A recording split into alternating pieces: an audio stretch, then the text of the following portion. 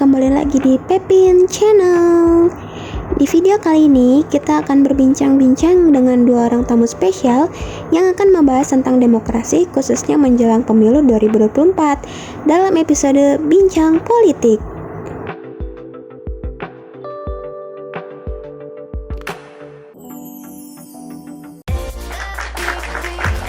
Oke teman-teman, tamu spesial kita hari ini adalah Kak Ana dan juga Kak Andi yang merupakan mahasiswa Magister Ilmu Komunikasi Politik Universitas Paramadina tahun 2023. Sebelumnya kita sapa dulu ya.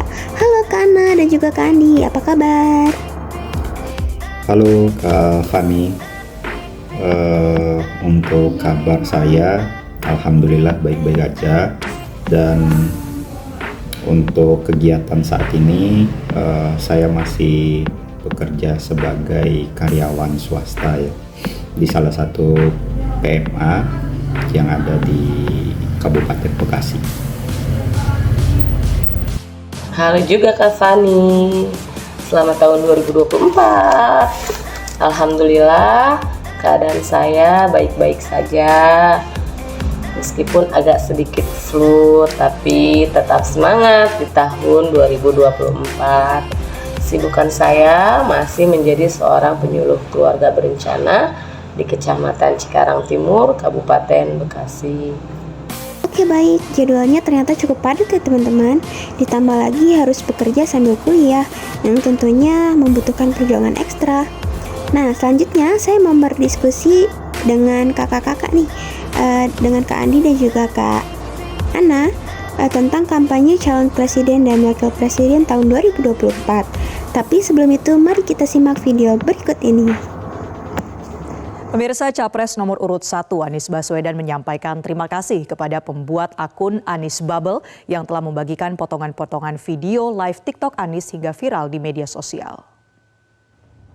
Ada yang punya pandangan akun @AnisBubble baru-baru ini menjadi pembahasan dan meramaikan lini masa media sosial X. Akun tersebut menyebarluaskan potongan-potongan video Anies saat live TikTok.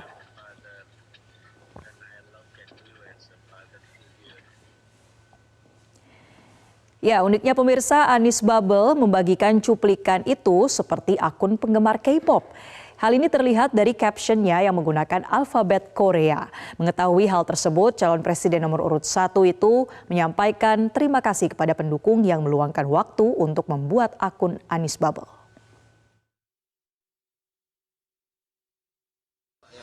Terima kasih. Pokoknya ini adalah, saya kan memilih untuk berdialog di dalam kampanye ini. Berdialog apa saja, boleh ditanya apa saja. Dari mulai yang isu yang paling banyak dibicarakan, saya paling sensitif dibicarakan. Karena saya ingin rakyat Indonesia merasakan pemilu yang berkualitas. Merasakan pilpres tentang gagasan, bukan pilpres tentang gambar-gambar saja. Nah, saya ingin menghormati rakyat dengan memilih untuk dialog. Yang serius ada Desa Anies, kemudian kemana-mana juga diskusi. Yang lebih santai yang ngobrol dengan anak-anak muda. Pasangan calon presiden dan wakil presiden nomor urut 2, Prabowo Subianto dan Gibran Rakabuming Raka menggunakan gimmick politik gemoy untuk merebut atensi pemilih muda di Pilpres 2024. Gemoy sendiri merupakan istilah kekinian untuk menggambarkan sesuatu yang menggemaskan. Namun juru bicara TKN Prabowo Gibran Dedek Prayudi mengaku gimmick gemoy bukan lahir dari pihaknya, melainkan berasal dari Gen Z dan milenial sebagai pemilih muda. Sehingga saat acara politik marah-marah versus politik gemoy di Jakarta pada 29 November, dia mengklaim apa yang digaungkan saat ini adalah pendapat akar rumput. Politik gemoy jelasnya merupakan ajakan kepada pemilih muda agar menggunakan hak pilihnya dalam pemilu 2024 dengan melakukan politik riang gembira. Apabila ada perbedaan dalam pilihan, maka harus disikapi dengan bijaksana agar tidak timbulkan pertikaian. Pemirsa, masa kampanye dimulai ruas jalan strategis seperti di Bogota hingga di Bali. Juga dihiasi video kampanye Capres-Cawapres melalui Videotron. Kampanye menggunakan Videotron agar ide dan gagasan bisa dilihat secara utuh oleh masyarakat.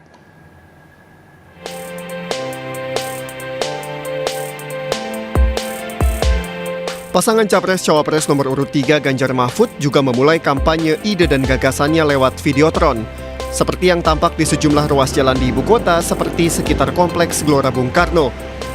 Melalui Videotron, ide dan gagasan dapat tersampaikan dengan jelas dan secara estetika juga tidak merusak pemandangan. Kampanye melalui Videotron Ganjar Mahfud juga muncul di kawasan Jalan Pantai Kute, Badung, Bali. Di kawasan favorit wisatawan ini, ide dan gagasan dari pasangan nomor urut 3 ini disampaikan dengan harapan tidak hanya diketahui oleh warga domestik, namun juga wisatawan mancanegara. Nah, tadi kan kita sudah melihat cuplikan video kampanye dari ketiga paslon ya, yang cukup viral juga di media sosial. Kira-kira tanggapan kalian seperti apa nih melihat fenomena tersebut? Mungkin bisa dimulai dari Kak Ana terlebih dahulu.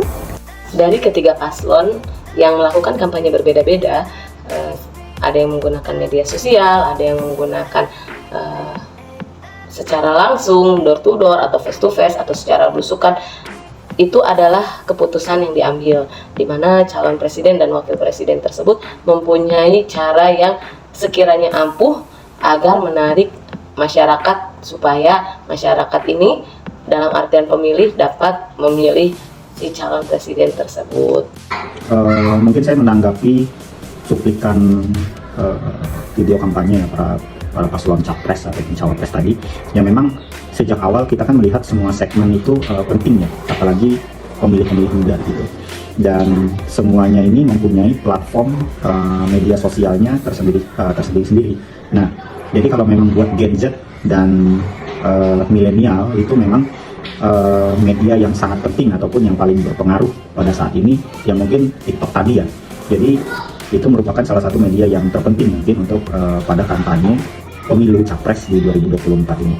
Nah, karena itu mungkin saya yakin bahwa semua pasangan calon dan cawapresnya mungkin masing-masing mungkin akan memanfaatkan semua channel ini yang disesuaikan dengan segmen pemilihnya masing-masing. Nah, TikTok itu istilahnya sekarang ini kan seperti sebuah ekosistem informasi yang paling besar ya, yang digunakan oleh kaum milenial yang ada di Indonesia.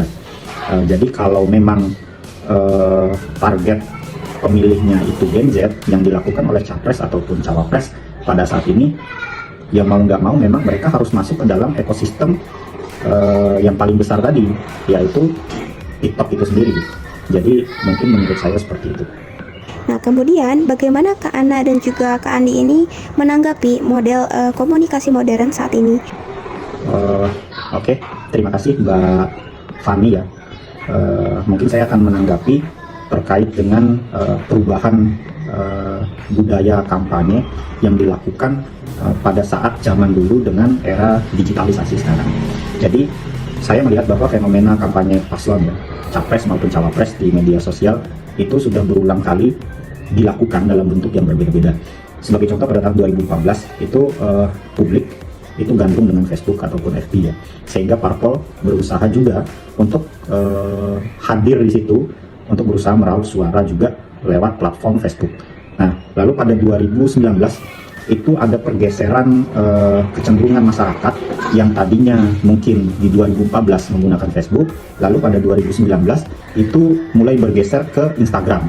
Nah, tapi untuk di 2024 ini sendiri, itu saya melihat terjadi pergeseran lagi ya. Jadi pergeseran ini yang tadinya mungkin dari Facebook, Instagram, ini udah bergeser ke TikTok ya, karena memang secara persentase pengguna itu mungkin lebih banyak di TikTok. Jadi IG itu udah last pemilu yang lalu, jadi sudah pemilu yang tahun lalu, dan sekarang mungkin yang punya IG juga kebanyakan sudah punya TikTok, sehingga hari ini TikTok juga itu menjadi sebuah platform yang besar dan dominan ya untuk meraih suara oleh para paslon ini sendiri. Dan di 2029 nanti ya mungkin platform yang digunakan mungkin sudah berbeda, jadi mungkin bukan lagi Facebook, Instagram ataupun TikTok seperti sekarang. Jadi sebagai contoh mungkin ya seperti Pak Anies ya, pasangan nomor urut 1 itu saya melihat juga di TikTok itu sering sekali menggunakan fitur live ya.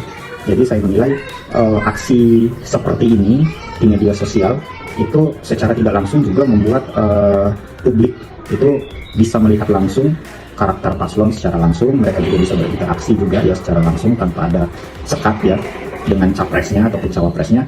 Jadi dengan begitu para pemilih-pemilih muda ini bisa mengetahui karakter dan kepribadian dari masing-masing pasangan calon. Baik Mbak Fani dan Mas Andi, saya akan menambahkan terkait perbedaan antara komunikasi kontemporer dengan komunikasi modern, di mana salah satunya itu kecepatan dan aksesibilitas.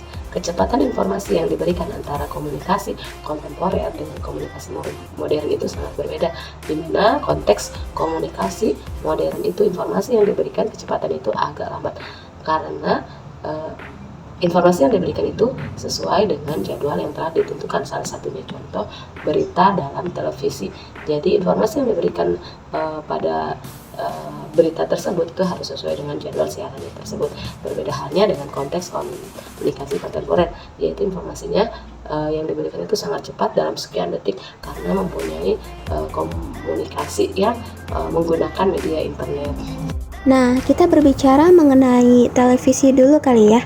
Kalau dulu mungkin kampanye hanya dilakukan secara dua arah melalui face to face atau televisi dan juga media cetak seperti koran.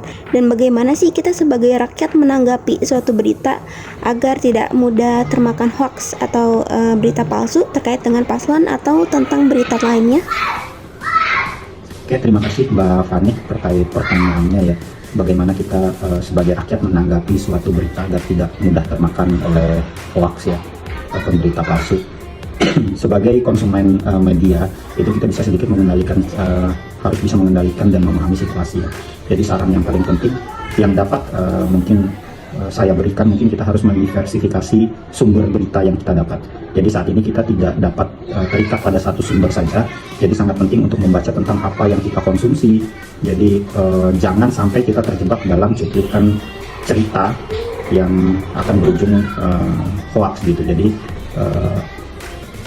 kita harus meluangkan waktu juga untuk membaca dan mendiversifikasi sumber baik atau buruknya suatu berita.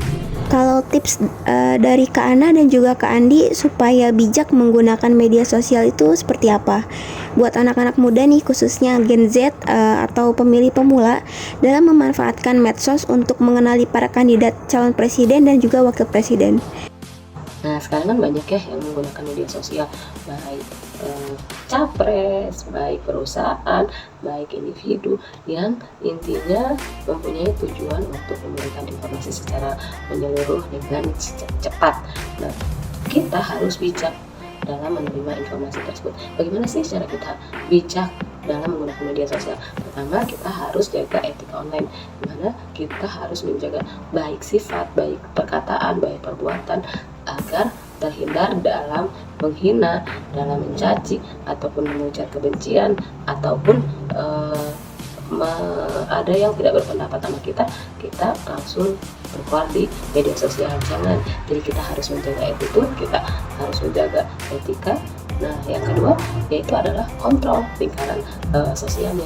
Gimana sih cara kita mengontrol media sosial? Masa kita harus setiap hari membuka internet? Kan kita ada waktu-waktunya. Di saat kita bekerja, di saat kita bersama anak, ya kita bersama anak. Ketika kita santai, ya berarti kita boleh menggunakan media sosial tersebut. Nah, gimana sih untuk anak-anak muda nih dalam atau Gen Z, pemilih muda dalam memanfaatkan medsos untuk mengenali kandidat calon presiden dan wakil presiden? Gimana ya caranya ya? Yang pertama, si Gen Z itu harus update. Jadi tidak harus menerima informasi dari orang lain. Si Gen Z itu harus aktif dan berperan mencari sesuatu informasi tentang pemilu. Siapa sih presiden kita? Seperti apa sih visi misi kita? Visi misi presiden tersebut, sehingga Gen Z pun akan mengetahui cara pemaparan kampanye dari masing-masing paslon.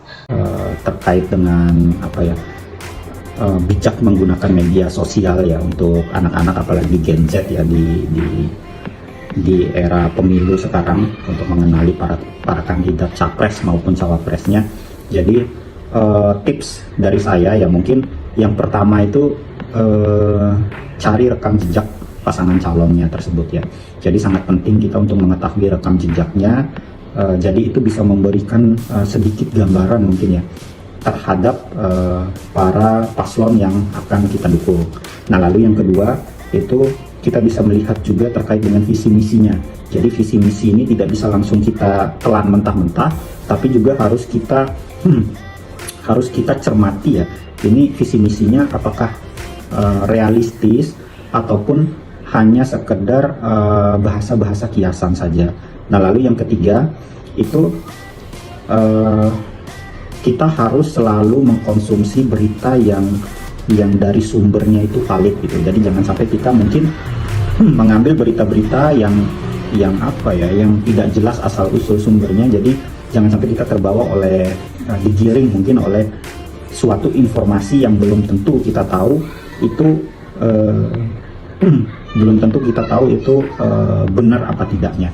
Jadi mungkin itu sih Mbak Fani ya tipsnya yang bisa saya kasih gambaran mungkin ya terhadap para milenial kaum milenial ataupun kaum Gen Z ini. Baiklah teman-teman, barusan adalah diskusi singkat kami terkait dengan politik dan juga demokrasi, khususnya pemilu 2024 yang akan datang. Intinya kenali dulu kandidatnya, rekam jejaknya, kemudian perbanyaklah literasi mengenai demokrasi Indonesia agar generasi muda bisa memahami secara pasti dan juga tepat siapa yang akan kalian pilih. Nah, terima kasih juga kepada Kak Andi dan juga Kak Ana yang telah meluangkan waktunya untuk mau berdiskusi dengan kami di sini. Sampai bertemu di episode berikutnya ya. See you.